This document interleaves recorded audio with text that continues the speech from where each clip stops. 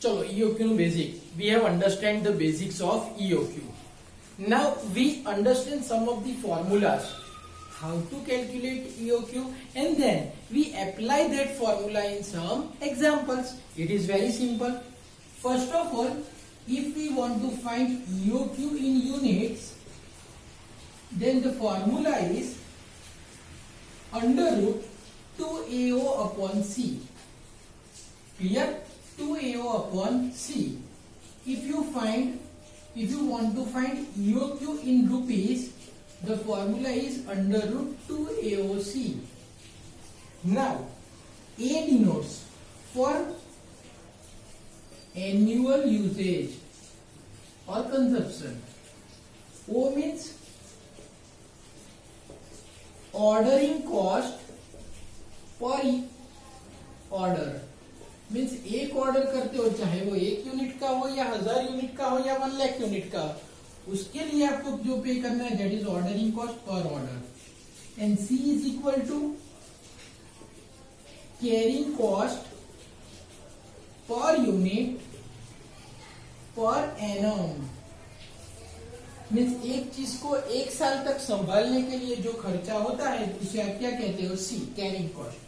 अब carrying cost ढूंढने के लिए फॉर्मूला है पर unit cost into percentage of carrying cost. जबकि कि जनरली कैरिंग कॉस्ट आपको परसेंटेज में दी होगी कि भाई आपको सपोज ये प्रोडक्ट है तो जो महंगी प्रोडक्ट है उसको संभालने का खर्चा ज्यादा होगा और सस्ती प्रोडक्ट है उसको संभालने का खर्चा कम होगा जनरली.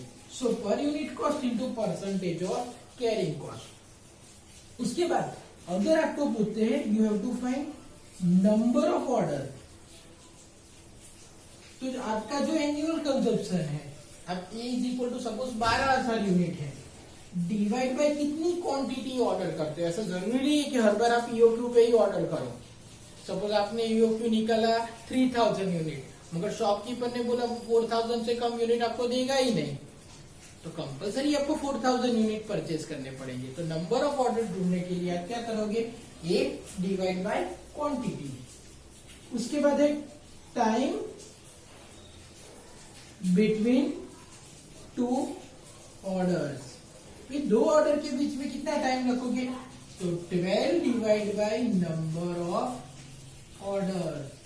तो आपको जो टाइम मिलेगा वो किस में मिलेगा? मंथ में, कि डैश मंथ लगेगा. सो टाइम बिटवीन 2 ऑर्डर ढूंढना हो तो आप क्या करोगे? 12 divide by number of order. अगर इसे 365 divide by number of order कर दोगे तो जो आंसर मिलेगा वो किस में मिलेगा? डेज में. किस में मिलेगा? डेज में. उसके बाद आपको ऑर्डरिंग कॉस्ट सेपरेटली ढूंढनी है, तो उसकी फॉर्मूला क्या है? Number of order into O. O means cost per order. और अगर आपको कैरिंग कॉस्ट सेपरेटली ढूंढनी है तो उसकी फॉर्मूला है आपने जो क्वांटिटी ऑर्डर की है divide by 2 into per unit cost into percentage of C. बराबर. अगर आपको डायरेक्टली सी दिया है तो आप सी का मीनिंग भी लिख सकते हो. C is equal to PUC into percentage of C. अगर वो नहीं दिया तो आप इस तरह से ढूंढोगे. तो ये हो गए ईओक्यू ढूंढने की सारी फॉर्मूलाज. अब क्वेश्चन देखेंगे, क्वेश्चन नंबर 31, क्योंकि 30 तो इलस्ट्रेशन है वो आपको पता चल जाएगा.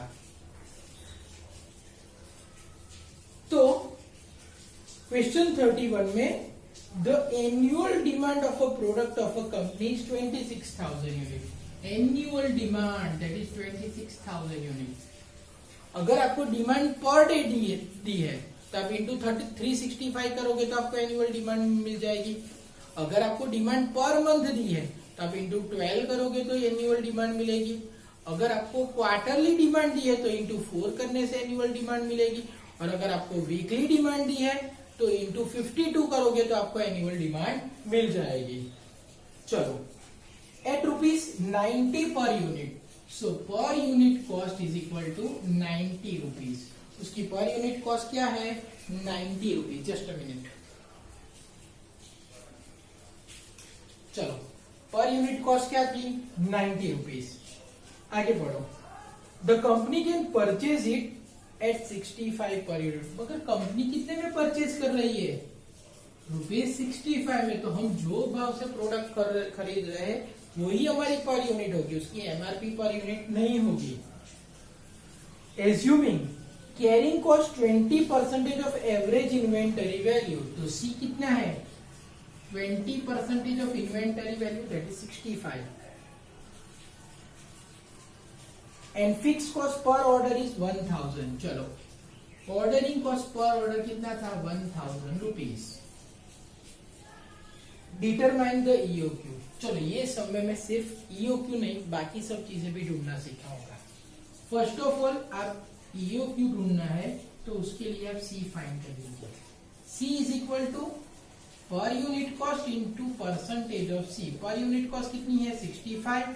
सी 20% है, सो इज इक्वल टू 30। तो अब ईओक्यू की फॉर्मूला क्या है? EOQ is equal to under root 2AO upon C. तो ये क्या मिलेगा? EOQ in units. तो 2 annual consumption 26,000, ordering cost 1000 upon C. Carrying cost कितना था? 13। तो ईओक्यू आप कैलकुलेट करोगे यूनिट्स में तो क्या आएगा?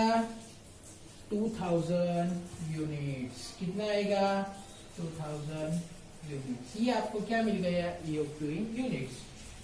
चलो, ये सब एक्स्ट्रा करा रहा हूं। ईओक्यू इन रुपीज अगर ढूंढना है तो फॉर्मूला है अंडर रूट 2AOC। तो फॉर्मूला में लिखोगे 2 annual consumption 26,000, ordering cost O is equal to 1000 and C is equal to 13। तो इसे आप इंटरप्रेट करोगे तो आपका आंसर आपको ढूंढना है, क्या आएगा? 26,000 रुपीज। अब ये आंसर सही है गलत कैसे वेरीफाई करेंगे? तो मैंने आपको बताया था कि ईओक्यू के लेवल पर ऑर्डरिंग कॉस्ट और कैरिंग कॉस्ट दोनों क्या रहेगी? इक्वल रहेगी, बराबर। तो चलो हम ऑर्डरिंग कॉस्ट ढूंढते हैं पहले।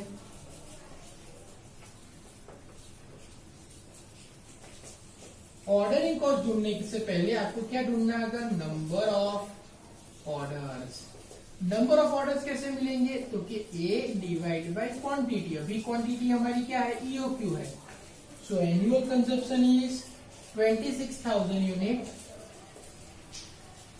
And EOQ in units is 2000 units. तो we have to make 13 orders. Means आपको कितने ऑर्डर करने पड़ेंगे? 13 ऑर्डर्स। चलो, ordering cost is equal to number of order into O। Number of order 13 है, O is equal to 1000। So ordering cost is equal to 13,000। Ordering cost कितनी आ गई? 13,000। अब उसके बाद हम क्या ढूंढेंगे? Carrying cost. कैरिंग कॉस्ट कैसे ढूंढते हैं? तो मैंने बताया था quantity divide by 2 into per unit cost into percentage of C. अब क्वांटिटी ईओक्यू क्या आई थी? 2000 divide by 2 into per unit cost कितनी थी? 65 and percentage of carrying cost 20%। तो ये कैलकुलेट करोगे तो भी कितना आएगा? 13,000। Therefore at EOQ ordering cost is equal to carrying cost। हो गया? CC means carrying cost, OC means ordering cost। Means EOQ पे ऑर्डरिंग कॉस्ट और कैरिंग कॉस्ट दोनों क्या हो गए? इक्वल। ये सब पता चला? क्लियर?